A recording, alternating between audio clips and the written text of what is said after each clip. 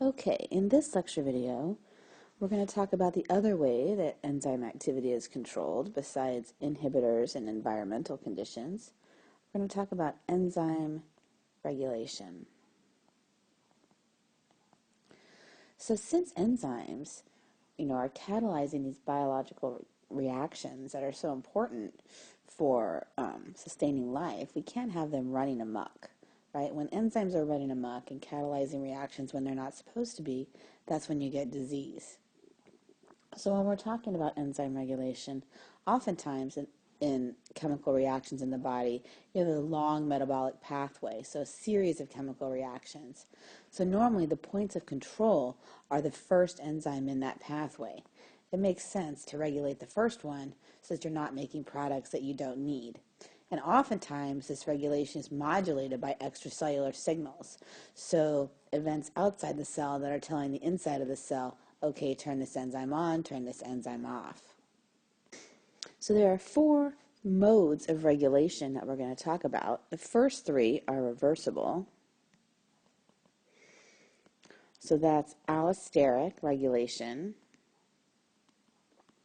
which is the binding of some small molecule which changes the shape of the enzyme so that it changes its function. There is covalent modification, which sounds like it should be irreversible, but it's covalent modifications that can be reversed, like adding a phosphoryl group to an enzyme. And there are protein regulators. So other proteins that bind to the protein and change its activity. That's different than allosteric regulation, where we're talking about a small molecule.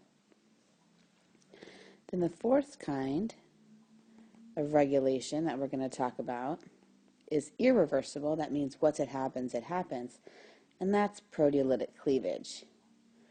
So that's pretty straightforward. So that means that you have an enzyme that has extra amino acids on it, and when those amino acids are present, the enzyme has a certain function. And when you use a protease to cleave those particular sequence of amino acids off, that changes the enzyme's function. And that can either change it to turn it on or to turn it off, depends on the enzyme. But once you've cleaved those amino acids, there's no going back.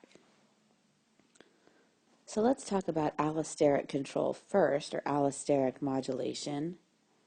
I'm going to draw some pictorial representations of that, and I'm going to use some symbols, so I'm going to write those down first. So the first symbol I'll use is that to represent the active site of the enzyme. And I'm going to use a half circle to represent the place where the regulator molecule will bind. And then consequently, our substrate will be a triangle, and our regulator will be a half circle. So keep those symbols in mind for the next pictures. So in this first example, we're going to talk about positive allosteric control. So we're talking about a case where the regulator molecule binds and that turns on the activity of the enzyme. So here we have our enzyme, and it's in its inactive form. So what you can see here is there's no substrate binding site. So then the regulator molecule comes in, binds to its binding site, and that causes a conformational change then that makes the active site become available for substrate binding. So at that point, you can now have the substrate come in, and it's able to bind to its active site, and you get chemistry.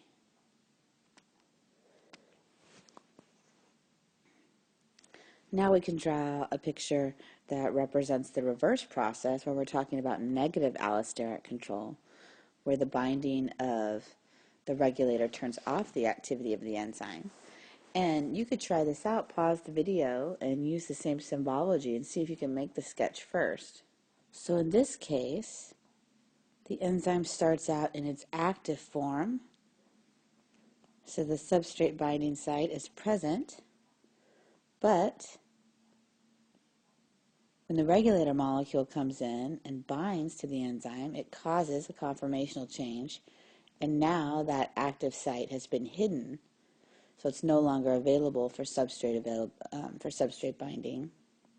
So now, when the substrate comes in, it can't bind, and you get no chemistry that happens.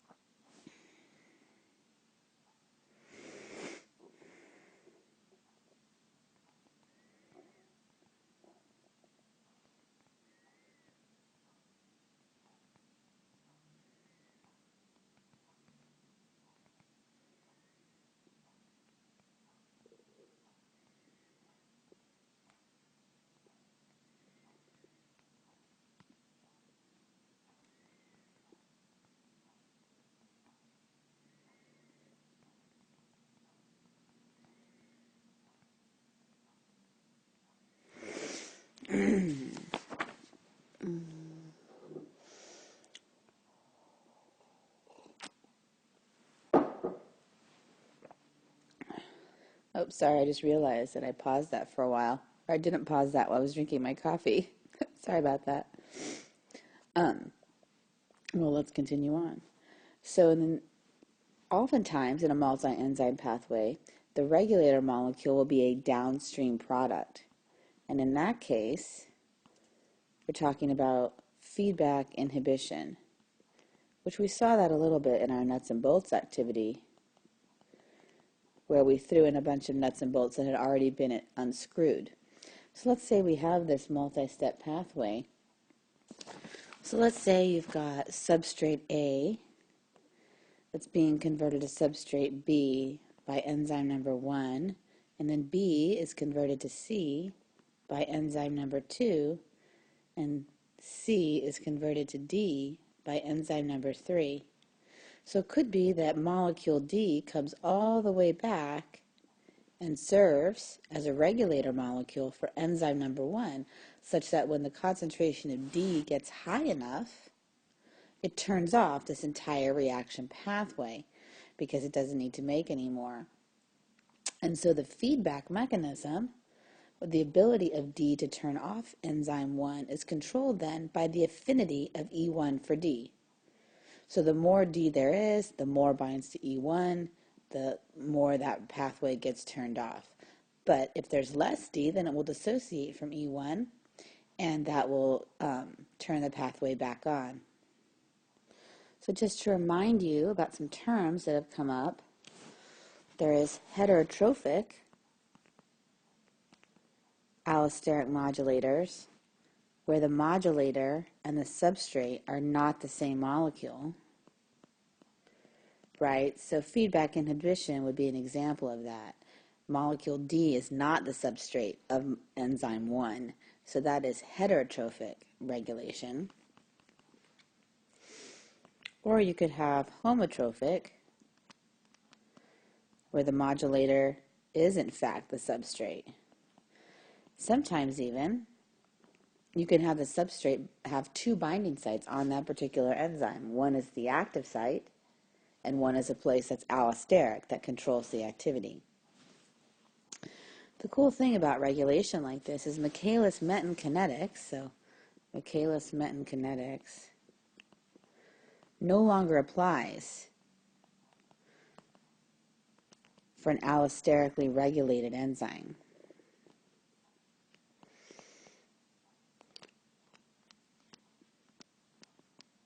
So that means if you have a molecule that's controlling your enzyme's activity and regulating it for the environmental conditions that it's under, then you will not see a Michaelis-Menten curve when you measure that enzyme's kinetics.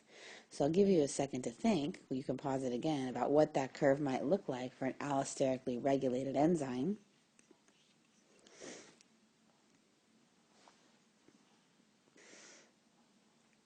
And hopefully you thought about the other allosterically regulated molecule, hemoglobin. So it turns out that the initial rate of an allosterically regulated enzyme as a function of substrate is sigmoidal. So when you're studying a new enzyme, if you get a sigmoidal curve for your kinetics, that's telling you you've got something in there controlling the enzyme's activity. So now let's look at protein modification or protein modifiers. Oh, that's horrible. I just wrote protifiers, just half of each word. They should just rename them. It's easier. So protein modifiers. So this is a case where a protein is controlling the activity of another enzyme. I think one of the best examples of this is protein kinase A, so pKa.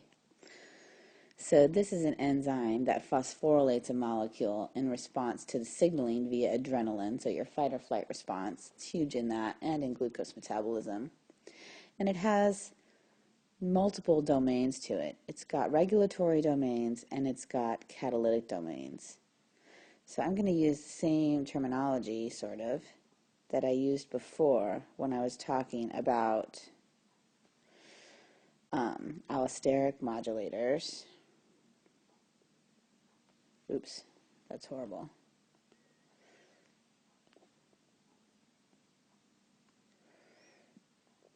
But now what I've got are 4 protein domains.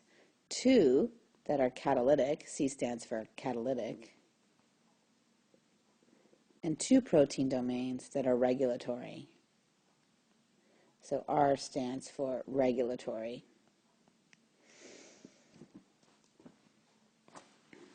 So in this case, the regulating domains, the regulator proteins, have 4 binding sites for a molecule called cyclic AMP.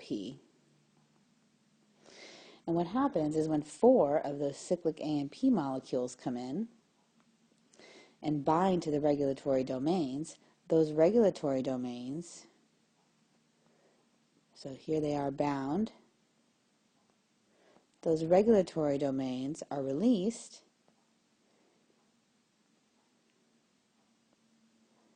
and that releases the catalytic domains and opens up their substrate binding site so that they can now do their catalytic activity. So I'll put those are little signals to make it look catalytically active. I just made that up. So in this case, this was an example where full-fledged proteins serve to regulate the activity of an enzyme protein. So in the last example, we're going to talk about covalent modifiers. So actually adding functional groups to an enzyme that change its activity.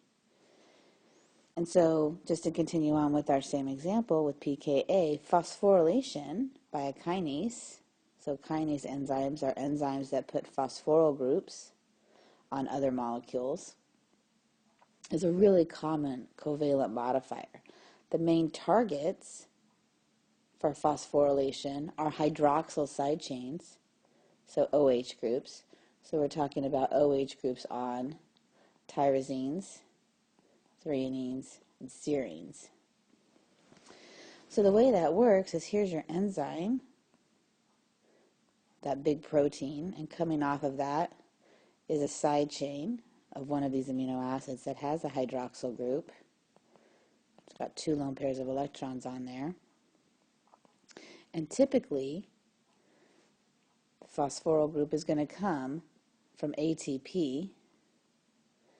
So I'll just show the last phosphoryl group on it.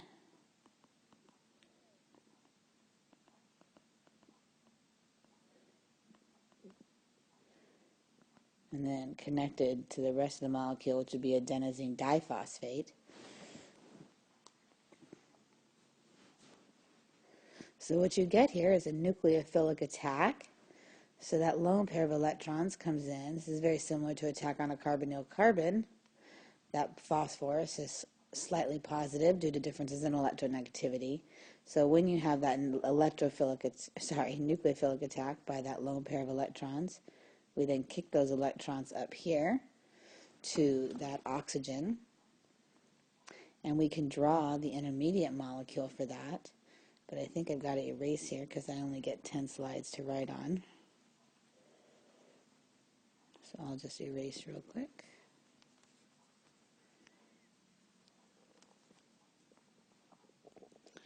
So now we can draw the intermediate So here's our, attached to our enzyme, there's the oxygen of the phosphoryl group. Got those oxygens.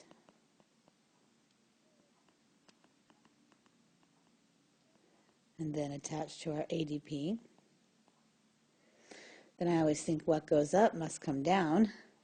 So those electrons that we just kicked up to the oxygen will come back down. Oops, let's do that in a different color. So when that happens, that's when our leaving group is going to leave. You can think about what's your leaving group going to be. It's certainly not going to be the bond you just made. It's certainly not going to be these bonds, which would just release this really weird oxygen with all these extra electrons. So your leaving group then has got to be ADP, so those electrons are going to be given to the oxygen on its way out. Oops.